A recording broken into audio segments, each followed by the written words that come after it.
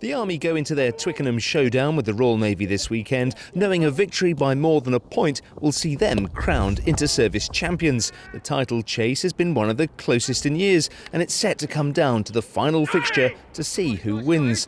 Army head coach Andy Sanger is looking to mastermind another victory and has been encouraged by his team's performances, but only in patches this season.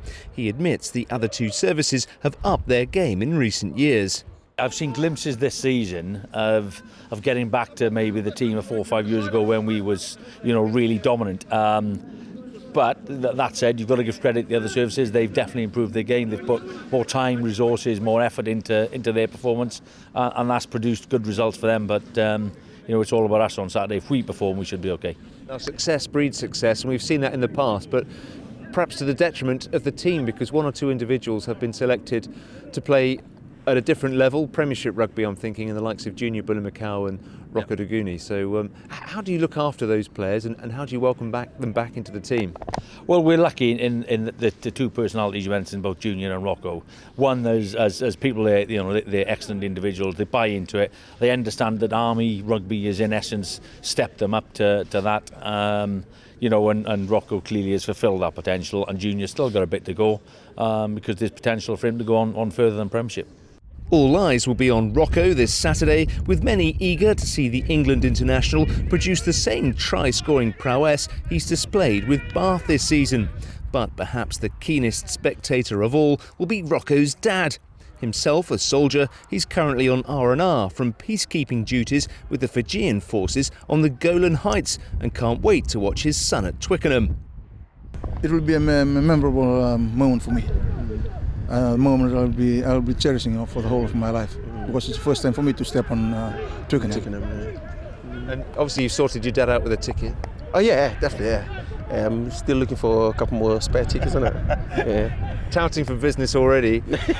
It's amazing to have a family member here, so it's something that you'll cherish as well. Oh yeah. Like I said, we got a couple of pictures there, that we can hang up on the wall. It's a memorable moment for us when we look back into those days. Dad was here.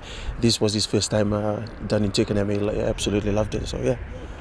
If getting the tries will be Rocco's task, then converting them is down to fly half James Dixon. He gives an insight into what it's like going for goal on the big stage. I remember putting the ball down the tee when I was warming up, and the pressure wasn't too bad, but then once you got into the game and you can feel the boos and the pressure and everything, and it just feels like the old stadium's coming down on you, but it's massive pressure to obviously kick in the stadium. Skipper on the day, Rob Lennox, is hoping he can use the special atmosphere generated by a packed Twickenham to lead his side to glory. The occasion is something that raises you.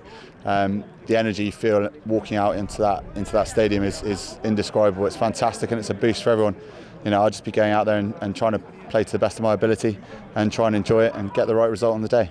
There's a lot of vice captains out there to help you, but yours is the voice that needs to be heard the most. So what is it that you say to your players? What is it that you demand of them in a fixture like this? I think it's the same in this fixture as any other. We just demand the absolute best that they can give. As servicemen, we're trying to give everything we have, and that's something you really get from this group of players. They're fantastic, whether it be in training, around that, the things they need to do, and on the field. I mean, it's such a committed group. It's an honour to lead them, and like I say, they make it really very easy to do. Meanwhile, the women look to continue their incredible unbeaten run in this competition, stretching back to 2003, when the first female inter-services tournament was staged.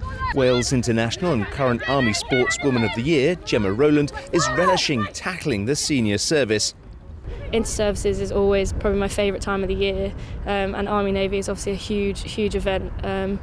Obviously I've had Six Nations this year, again a very mixed bag for Wales, but coming back to the Army squad and playing alongside the girls who, like you said, this is the pinnacle of their sporting year, is just amazing to be part of it with the girls.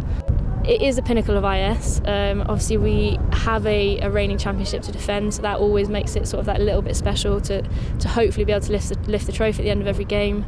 But for me, I think it's about family, not just sort of within the rugby squad, but there are a lot of girls within the squad, myself included, who have family in the forces as well, and they all sort of come down and show your support. So Army Navy Day is when you are surrounded by your family both on and off the rugby pitch, and I think there's no feeling that can compare to that.